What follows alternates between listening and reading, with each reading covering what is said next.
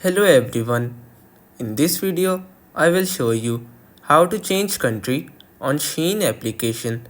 So first of all, you have to open up the application. Now on the application's main interface, you will see all sorts of items and products that are for sale by different peoples. So what you have to do is that you have to tap on the Me icon that is present at the bottom right corner of your screen. Now from here, you very simply have to tap on the settings icon that is present above the gift card.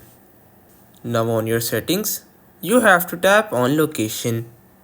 Now from here, you can very easily change your location on Shein application.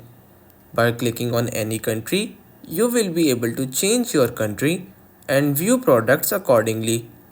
So for example, if I try to search for Australia, I can very easily change my country to Australia and view products accordingly. So everyone, this is how you can change your country on Shein application. So that's pretty much all for today's video. Consider subscribing to our channel for more informative videos in the future. Until then, stay safe.